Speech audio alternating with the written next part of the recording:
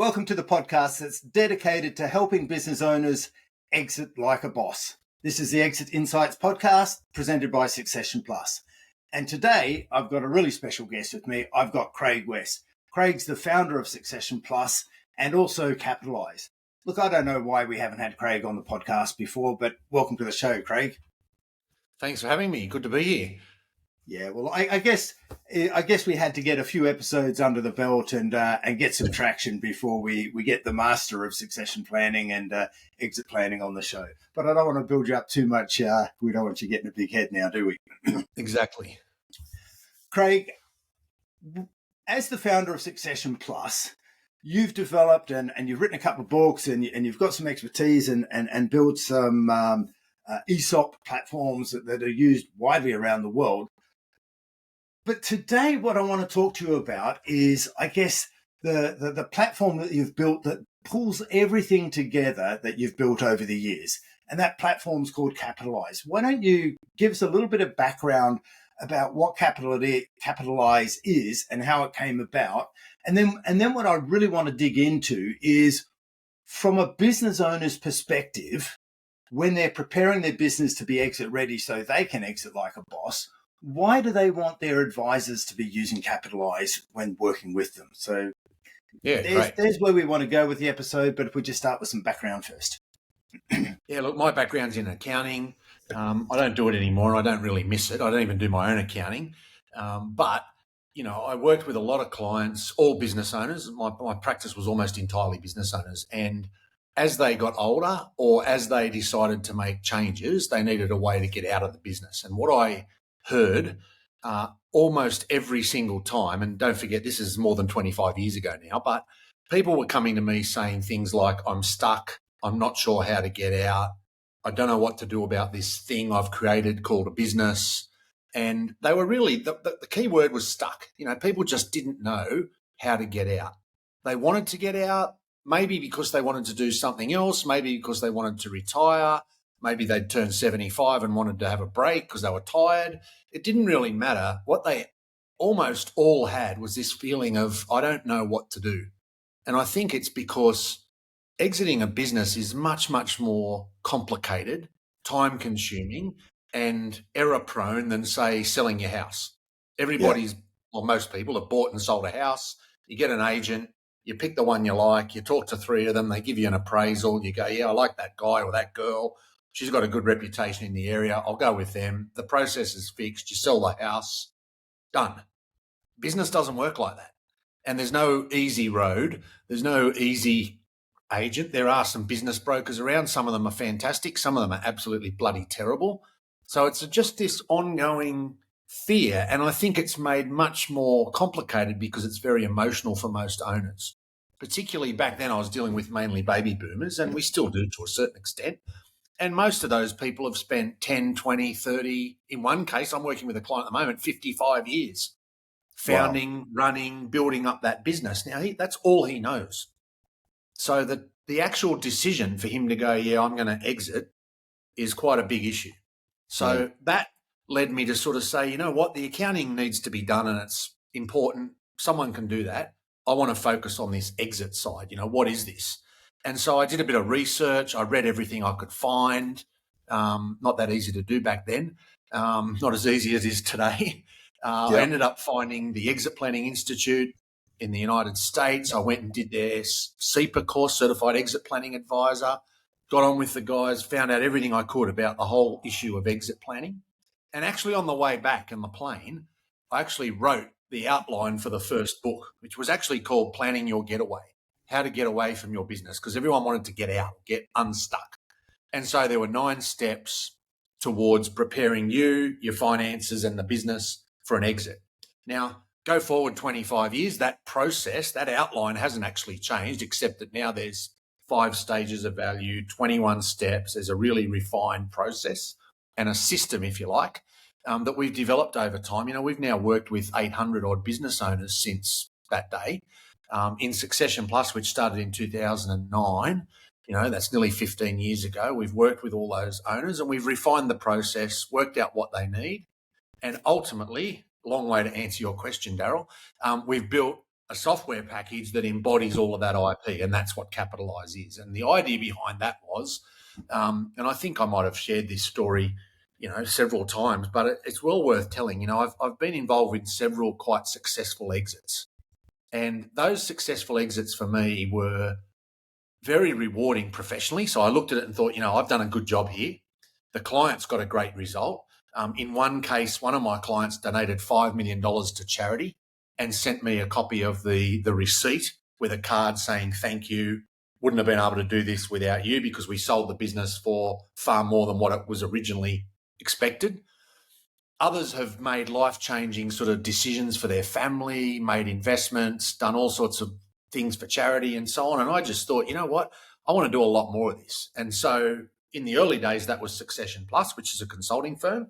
But now, when you look at Succession Plus, it doesn't matter how big that gets or how many people we help, and we will continue to do that, obviously, because I love doing it, and so do the people that are working with me. But I think there's an opportunity to be much bigger than that. And the way to be much bigger than that today is scale through some sort of software platform where, if I want to help as many people as possible exit, and I'm talking about business owners exit, the best way to do that is give as many advisors as possible the best possible tools to help them do that, and hence Capitaliz. Right. So Capitaliz. So before we dig into Capitaliz, you dropped something into there you dropped a lot of pearls into there, but one I want to pick up on. You said you want to help as many business owners as you can achieve a successful exit. So what's a successful exit? Because every business owner is going to exit their business one way or another sooner or later. Correct. And look, there's a lot of research around this that, more than half of them don't successfully exit. They actually exit through some sort of failure. So that could be, the 5 death, divorce, disability, disputes, all those sorts of things. Yeah. But it could also just be, I literally spoke to someone today here in Sydney who's got a very successful business and said, I'm just going to give it away. I'm going to walk away. And I said, why? Why would you do that? Oh, I don't know. It's a lot of bloody work. I spoke to a broker, needs all this stuff. I don't know if I could be bothered. What's changed, and it's really interesting, I think, because successful exit to me is actually what's successful for the owner.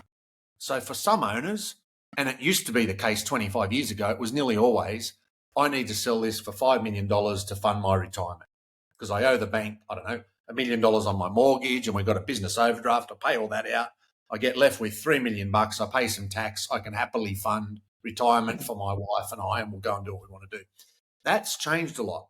So that was success to that person back then.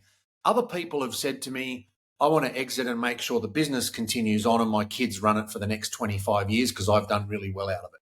And I've enjoyed it. They grew up working in it. I want to hand it over to them so that they can take it. Now, that's a successful exit as well, but it's completely different to the first example.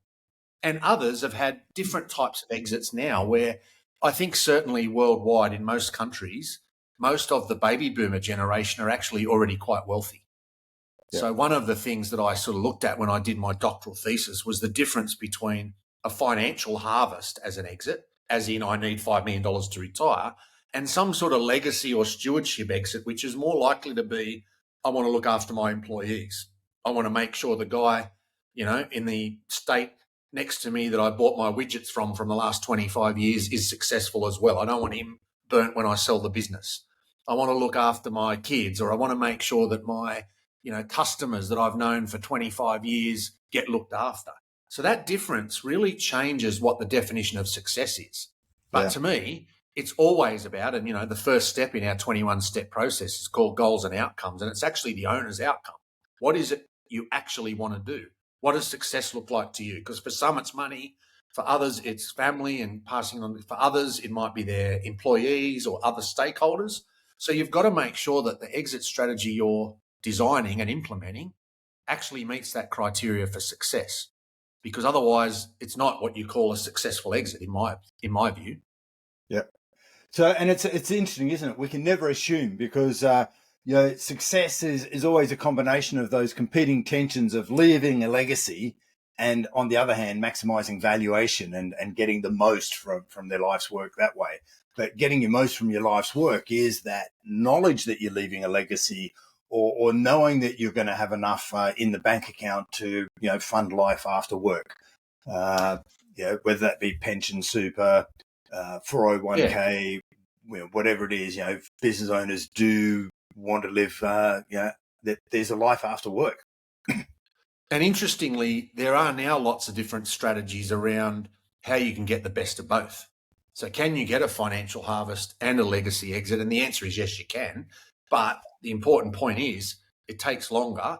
There's a bit more work involved. And there's a bit more to do in terms of preparation, because it's not something you're going to do in 6 weeks, 6 months, or probably even 6 years. It's a long-term plan to get that kind of successful exit. Yeah. Okay. So Capitaliz. So you built Succession Plus over a number of years. Mm-hmm. You've talked about the 21 steps, and we've referenced the 21 steps and the 5 stages in the podcast before. The 21 steps are all the sort of things. Well, in your own words, what are the 21 steps? I think what I've done is basically discovered all of the pieces that need to fit together to build to a successful exit. So they cover off on the business itself. So what does the business need to look like? What preparation needs to be done? What structures need to be in place? What does management need to look like? What do the financials need to look like? The actual owners need their own sort of exit strategy. So we talk about things like shareholders agreements and unplanned events, and what happens if you get hit by a bus, and what does your personal financial position look like outside the business? And then, of course, the owner themselves needs to have that successful outcome. Now, that might be I want to retire and go and buy a farm, or go and live on the beach, or go and sail yachts, or play golf. But it might also be I want to sell this business so I can go and invest in a new thing, or set up a business with my kids, or whatever it might be, or become just a professional investor. Now, all those things require preparation. So that 21-step process has been designed to make sure nothing gets missed. And having worked with so many clients over the years, as I said, it started with 9 steps, and then we added, I think we went 9, 15, 21, because we just realized there were bits and pieces that needed to be added in. Not all of them that we do, by the way. Often we're referring some of that work out and saying, look, you really need to get, for example, taxation sorted. Now, if you're not a taxation accountant as an advisor, you're not going to do that, but the owner has to have that sorted. If they don't have that sorted, that can create major problems. So therefore, it sits in that process as one of those 21 steps to make sure everything gets done. And the simple idea I had was, and I'm not trying to be derogatory, but it's like an idiot's guide. If you go from step 1 to step 21, you will successfully exit, I have no doubt. But if you missed 5 steps in the middle, you may well have a problem. So that's why I designed it as I found that talking to owners, they're smart people, they're good at what they do, they don't know how to exit, they don't, it's the same as, I'm not an engineer, so I wouldn't know how to build a bridge. But if someone said, well, there's 21 steps in this process, and step 1 is this, and if you need help, you can get this person to help you, and in step 4, it's a different step, and you might need this person to help you instead, then it's something that people can follow, understand, and ultimately, and this is where Capitaliz starts to come in, we can provide almost a checklist to say, okay, if you've gone from 1 to 21 successfully through that process, you're good to go. Okay. So you've done this with Succession Plus for a number of years. I think you've mentioned that as a business, Succession Plus, and obviously I head up Succession Plus in the UK, but Succession Plus is a consulting business. And historically, the consultants in Succession Plus have used these 21 steps and all the tools behind the 21 steps to consult and lead and guide and project management and exit plan with their clients as business owners. Yeah. Now we've got Capitaliz. What's the advantage to the client of their advisor using Capitaliz now, and who has access to Capitaliz? Well, I think there's a couple of key things. The first big one is, it's got proven methodology, 21 steps, 5 stages. We already talked about that. So that's sort of given. That's the whole thing the platform's based on. So we've sort of tested the IP over the years. We've got it right. Here it is in a software platform. The big advantage, I think, for clients is probably a couple of key areas. The first one is the collaboration piece. So I don't think anyone, no matter how experienced or how good or how well qualified or expert they are in exit or succession planning, can do a plan on their own. I've done heaps of them, but never on my own. I need an accountant. I need a tax lawyer. I need a financial advisor. I need a wealth manager. I need a banker. I might need a sales and marketing person. I might need all sorts of different expertise, certainly lawyers, for example. Now, the biggest problem that business owners have, and this goes way back to my days as an accountant in public practice, the biggest complaint that business owners had was, the advice I get is not coordinated. I'm getting told A, B, and C, and I don't know which one to do. And if I'm an owner and I'm getting told you can do A, B, or C, what I do is nothing because I don't know which one's correct. So I'm actually paralyzed by the fact that the lawyer says A, the accountant says B, my business coach says C, and I go, well, I'm not doing anything because it's all too hard. So the first benefit is really if all the advisors are collaborating using the same tool with the same 21-step process, seeing everything that's going on, the owner is getting all that coordinated. So the owner knows that the lawyer sees what the accountant's doing. The accountant sees what the exit advisor's doing. It's all coordinated. And that gives owners, I think, a great sense of confidence and comfort that everybody knows what's going on. They're all on the same page. If the accountant's doing something the lawyer doesn't agree with, we can have that conversation, find out the best solution and get on with it, rather than sitting there going, well, I don't know who knows what, what's happening and where we're at. So the collaboration piece is important. And then I think the other piece that's really important, and certainly, and I'm sure it's universal around the world, but certainly in Australia, every single homeowner in Australia knows exactly what their home is worth. If you go to a barbecue in Australia this Saturday, I can guarantee you somebody at that barbecue will say something like, did you see that house up the road last Thursday sold for $1.68 million? And then they'll have a conversation about, yeah, but it's only got 2 bathrooms. There's no ensuite. The one up the road that sold for 1.9 had a pool. And they will have a very confident and well-informed conversation about exactly what that house is worth and why. The problem is businesses don't look like that. You can't look at a business and say it's got 3 bedrooms, 2 bathrooms and a pool, therefore it should be worth 1.75 million. It's not that, it's never that easy. And so most business owners don't know the value of their business. So one of the key things in Capitaliz is this dashboard where the first thing you get is a valuation. What is my business worth today? And for some owners, that's a bit of a shock, bit of a disappointment. Maybe it's a bit of excitement if it's higher than they thought, but often it's not. Often it's, I thought it was worth 5 and you're telling me it's only worth 3.5. The key thing then is not just to say it's worth 3.5, but to say why. Why would it not be worth 5? Well, there's these 4 things that are actually critical to valuation that you haven't got. Maybe it's because the business is all dependent on you. Maybe there's no management structure. Maybe you haven't got a marketing and sales system, so you're the person delivering all the revenue. Whatever it might be, the business owner doesn't really know that. They've been so busy running the business day to day, doing what they have to do to make a living, they haven't had time to look at that. So now what we're saying with Capitaliz is one of the most important things to understand is what have you actually got? What is this asset worth? We're going to treat the business like your house or your investment property or any other financial asset. What's it worth? Secondly, what Capitaliz allows us to do through our value potential model is work out what it could be worth. So even though your business might be worth 3.5 today, it could be worth 6. Now, the obvious question to ask then is, what's the difference? How do I go from 3.5 to 6? I've never met anyone that says, don't worry about 6, just let's do the 3.5, unless they've got a very urgent problem.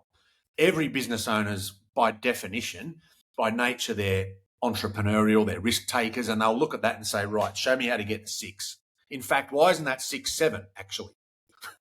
So what they want to know is what's it worth today and why, what's driving that value, both good and bad. And then what do I need to do to get it to that 6? Now, if that 6 is what I need to retire, that's even more important to them because I can't retire till I get there. So what Capitaliz does is shows you what the business is worth today and why, what the key drivers are that will actually get you from 3.5 to 6, and then working closely with that collaborative advice group that I spoke about before to actually make that happen, to actually deliver for you that outcome. And the good thing is the software and the dashboard system now allows you to track that in real time. So you can see as the business changes, as our profit goes up or down, as the economy changes, because all these things have an impact on valuation. Interest rates, inflation, all actually impact the cost of capital and therefore our valuation. So, when interest rates go up in the UK, that affects the price of privately held businesses, and owners don't often understand that dynamic. So what this does is allows them to see quite transparently, where am I at? Am I on track for $6 million, or am I going to have to spend more time, more money, more investment, whatever it might be to get there? Yeah. The other beauty of it is, I think, is when business owners know their valuation from a buyer's perspective, they can make more informed decisions. So, if it's worth 3 today and it could be worth 6, but in their mind, they want to sell it for 10. Then you've got a reality. You've either got a reality check and go, look, you need to make some planning elsewhere, or you need to reset your expectations. It's going to take longer, or you need to change your risk profile and take some bigger steps, or maybe you acquire something as part of your strategy. But you've now got a conversation based on, well, as close as you can to facts of what the likelihood is of them being able to achieve their goals and dreams. But now it's no longer a hope strategy. I hope that someday someone's going to come and offer me 10, because that's unlikely. Absolutely. You can prepare and put everything in your power to proactively increase the odds of that happening. And when they do come and start looking at your business and sniffing around, they don't get run away scared because everything's in order. Yeah, and I think the key thing there is, if you think about it literally, there's probably 100 things you could do to take the value of your business from 3.5 to 6 million. Well, no one can do 100 things. So what the owner needs to know is, which 10 should I actually focus on? Because there's actually 100. 20 of them are a complete waste of time, effort, and money, and will never do anything to your valuation. There's 50 or 60 in the middle that will do something, but not a lot. It might make a slight difference. And then you find there's 10, maybe 15 at the top that will really impact the valuation. And what the Capitaliz system does is identifies what they are, puts them in order of priority, i.e. the 21 steps, and then helps you implement them so you can get to that target. Yeah. So given that this is an online platform, that the advisors collaboratively work with the client can see the progress along the way. They can see the impact of the valuation increasing. I think you talked about the valuation potential. So they can see as they progress through implementing these various initiatives in their business, they can see the immediate live impact on their business. So they can feel good about the work they're doing in developing their business and getting it exit ready and getting it closer. What about buyers? How do they treat the platform when they come and see a business owner that's gone through this process or is going through this process, and they've got all their information already stored electronically? It sounds like it's halfway through a data room. What's the feedback there? It is. Where I'd like to get to, and we're not there yet, but where I'd like to get to is that this is the accepted normal valuation and assessment process for a privately owned company anywhere in the world. Whether you're looking to buy it, lend money to it, invest in it, or own it, what I want to happen is, if you ever go to a knee surgeon, they're going to look at operating on your knee. They won't even talk to you unless you've got an MRI. What I want is to get to a point where a business buyer, a banker, an investor, a private equity firm says, I'm happy to look at your business, but give me the Capitaliz Business Insights report. Then we'll talk.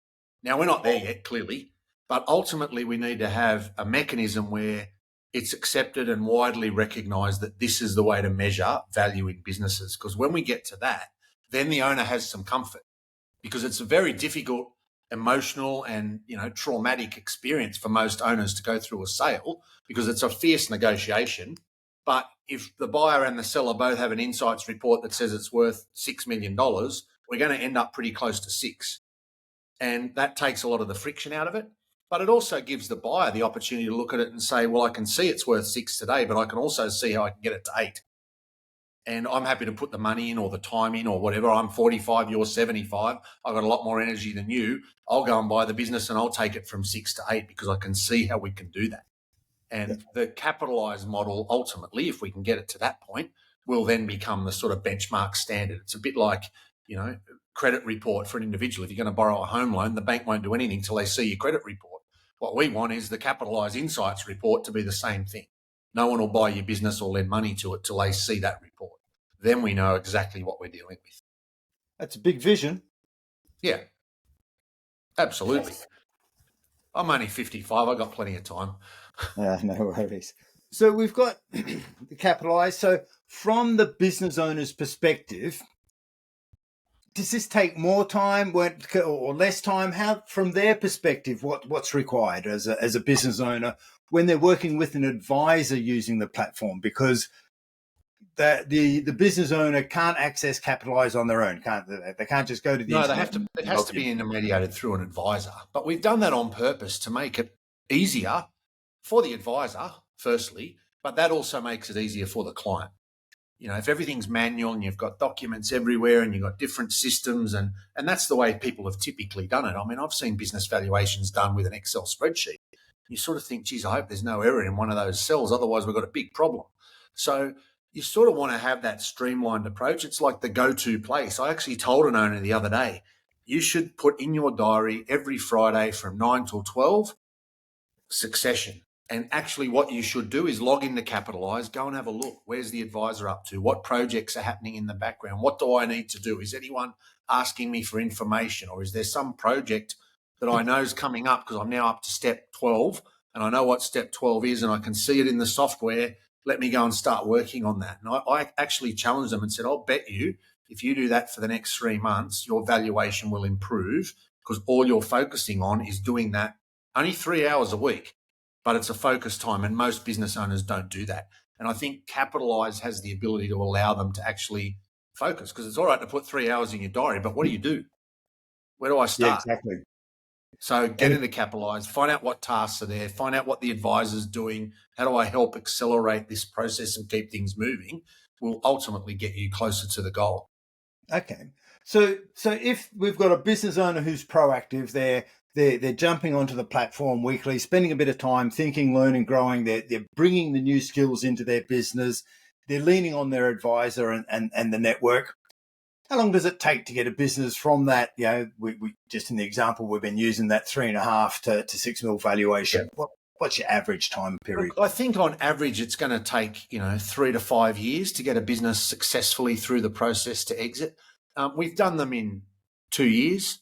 I've also done them in 10 years, where all sorts of things were happening on the way through. I think the reality is this is not a process where you can stop and just focus on this. The business still got to run. It's still got to service customers. Yeah. I spoke to someone the other day and said, this is not like renovating your bathroom. You don't use the second bathroom for 3 months while the guys come in and fix it. You just use the other. I said, you can't do that. Customers aren't going to wait. You've still got employees. You've still got to pay your bills. You've still got to do everything else and do this on top. So don't rush it. There's no way you can start this too early. The earlier you start thinking about this, the better. And in every client I've ever worked with, the longer people spend preparing for this, the better outcome they get. And that's not rocket science. That's with anything. If you want to run a marathon and you want to do it next Saturday, you're going to have a problem unless you've been running a lot. If you're going to run a marathon in 2 years' time, most people could probably get to that because there's a training program they can do all the way leading up to it. Yeah. But you can't start this week and expect to run it next Saturday. It's not going to happen. Well, it's the old begin with the end in mind and plan and plan to fail and get there. So we get a business, we work with them for 2 years, they start getting into shape, they're exit ready. And just because they're ready for exit doesn't mean they have to exit, does it? They're now running a business that's more profitable, more enjoyable to be in, probably less stressful. Half the time business owners start the process and think, I just need to get out of this business because I've had enough. It's just way too stressful. I need to get out. I'll even give it away, I've heard them say. But then they'll go through this process and, hang on, I'm enjoying this still. I've fallen back in love with the business. Maybe I'll hang around a bit longer and enjoy the last couple of years. Yeah, and look, I mean, some of the best meetings I've ever had are actually, and not for the client, but for me, client was quite stressed about having the meeting and called me. I'll never forget, went up to Newcastle, not your Newcastle in the UK, Newcastle here in Australia. Went up there and the owner sat me down and I walked into the room and I just knew, I actually thought someone had died or something, like I was getting ready for some serious bad news. These people looked devastated. And they just said to me, Craig, we're so sorry. I said, what's the matter? What's happened? And I'll never forget, the lady said to me, we've decided not to sell. And I just went, cool, that's awesome. Tell me why. Oh, well, we're working 25 hours a week, not 65. We're making more money. We've got a general manager running the place. Our 4 key employees have got equity and we're not stressed about it anymore. So we're going to keep it. And I said, that's a great outcome. Now, they were thinking I was about to go, oh, my God, what do you, but that's actually a successful exit for me because we've transferred what used to be a stressful, financially struggling business into something that's now an asset that those people can keep. Now, actually, I mean, that's a story that probably happened in 2015. We're actually in the process of exiting that business now. Right now, wow. Succession Plus here in Australia is actually selling that very same company 8 years later, but not because of the same reasons. Now they're saying We want to go and travel around Australia. We've made plenty of money. It's a great business. Let's go. So it's different reason, different success story. But it's interesting that, when you get the structure in place and you go through the process, one of the successful outcomes is actually, I no longer need to sell it. Yeah. And that's a good outcome. That's success for me. It's not really an exit because you're staying, but it sort of is. You're exiting that old stressful business and entering a new, properly managed, good exit planning and the 21 steps and so on is actually just good business strategy. So if you do all that, you've then got a good business that's a good asset to hang on to. It's pretty much an operational exit, not an equity exit. Correct. Yeah, correct. Yeah. So let's talk about one more. There's a couple of things, and I know we're pressed for time, but there are a couple of things I want to explore. You mentioned early on in our conversation around valuations and different people who can prepare a valuation for you, and I know there's a lot of, let's say, noise around the marketplace around the different types of valuations and how a business is valued, from a tax valuation and to people preparing valuations that are just totally unrealistic and miles off reality. Yep. How does Capitaliz prepare a valuation? What sort of methodology? What's the thinking? Where does it sit in that spectrum? Yeah, I think one of the big things that I think is different is we've spent a lot of time developing the non-financial metrics that drive valuation. So a lot of people talk about valuation. I've actually heard someone say, give me your last 2 years' profit and I'll tell you exactly what this is worth. And I said, that's absolute rubbish. That's completely irrelevant, because the reality is, two businesses side by side, they both make $1 million net profit, are not worth the same amount of money unless they operate the same way. Now, what does that mean? Well, where do the customers come from? Who drives the sales? How risky is that revenue? What does it look like in terms of delivery, factory, production? What's the financial outcome look like? All those factors, clients that have got recurring revenue, for example, if that $1 million profit is contracted recurring revenue year on year, that's a very different model to someone that's got to go and make a new sale every week to get to $1 million profit. So one of the things Capitaliz has done is our algorithm allows us to look at about 150 non-financial metrics. And they would be questions like, to the owner, do you have a board of directors? Is there an independent director on your board? How often does your board meet? Is there a board reporting pack and minutes prepared after every meeting? Now, all those things are little factors, but what we know is that has a direct effect on risk, and a direct effect on risk has an effect on valuation. So our actual model is fairly standard. There's nothing unusual about the model itself. What is very unusual is that those non-financial metrics make up about 50% of the drivers of the valuation. And interestingly, that's the important bit most owners don't get. Most owners will tell you that if they want to grow the value of the business, they will say, I need to grow my profit. That's partly true. Higher profits will generally get a better valuation, but there's so many other factors that can be ignored if that's all you focus on. So the first thing about the Capitaliz valuation method is we've got a whole algorithm around that non-financial data. And as you know from using it, that will automatically calculate for you all of the risk factors, 150 odd inputs coming down to sort of 18 key risk factors to work out what your cost of capital is. Now, after that, it's very similar to most. It's a mathematical exercise to work out your maintainable earnings and what's your cost of capital, and therefore what's the capitalization rate. That part's fairly standard, and it has to be, because that's got to be accepted by everyone that uses it. If we had some weird and wonderful method that no one had ever heard of, no one's going to ever adopt it. So we have to have that. But the non-financial input is quite a unique differentiator. Okay. Not many people have got that.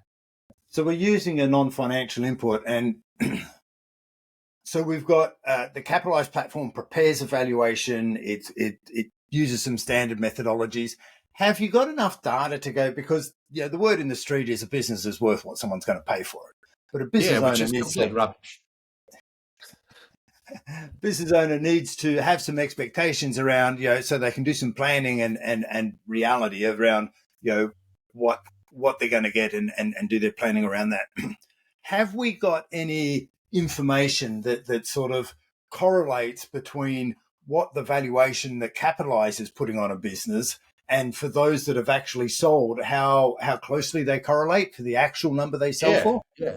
And there's a really close correlation. I mean, there's a whole stack of factors that go into that around who sells it and who buys it and how they do it, funding and finance. and all of that affects the value in the transaction.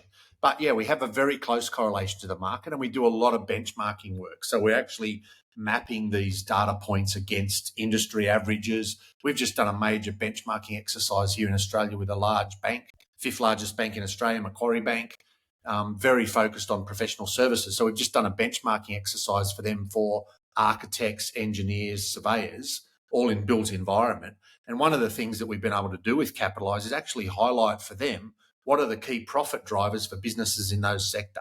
So instead of just saying you need more fees, higher utilisation rate, etc., one of the things we found was, for example, firms in the top 20% of profit in architecture have a ratio of about 3.5 to 10 in admin people. Now, guess what? People that are in the bottom 10% of profitability have less than half that. So the very simple conclusion from that, out of all the data, is you want to make more money, get your architects to do architecture and get your admin people to do all their admin. Don't have architects, highly paid, expensive, well-qualified resources sitting there doing admin work. Now, that when you say it like that, it sounds really simple. But what business owners need, particularly engineers and architects, numbers, data, facts. Now, we can say to them the top 20% of firms average 3.5 admin people, the bottom average 1.7. Do the maths. Get more admin people. Your profit will go up. Now, that kind of data, that kind of predictive intelligence, using the data we've got to predict what it is that people need to do to improve their performance, that's the underlying value of the platform. Because you can't do that without having that metric around how many people are in admin, how many people are fee earners. Now, most valuation platforms won't have that data to actually make that comparison. Brilliant. So we've got the platform. The platform's now collating data and can provide feedback and useful data and relativity metrics for business owners to help them in their planning and preparation. Craig, what's the future? I know that we're recording this a few weeks before we're going to come out. You've got something interesting that's about to launch. We alluded to it at the beginning of the conversation.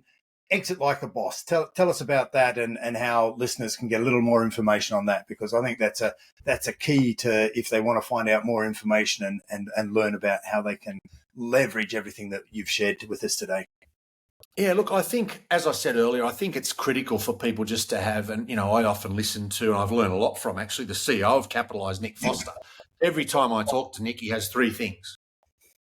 We have a meeting, we're going to do these three things. If we have a sales plan, there's three things in it. Each one of those things has three things. So everything comes down in, and I think partly that's because you can't take in 9 or 15 or 28. You can take in 3 and focus on it. So Exit Like a Boss, it's quite a different concept. It's a podcast, but there are 21 episodes, 21 steps. It's a 21-day challenge, so you can listen to one a day, but they're less than 10 minutes long each. So they're not half an hour podcasts. They're short, sharp.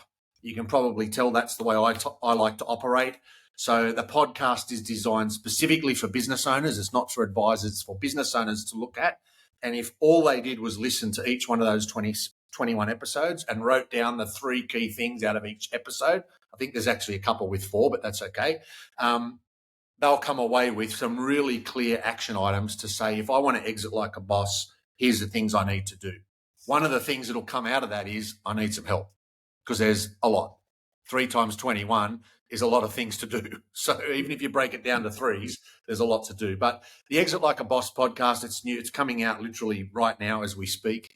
And it's short, sharp, punchy information for owners as to what do I need to do to get ready to exit like a boss. That's what it's all about. Brilliant.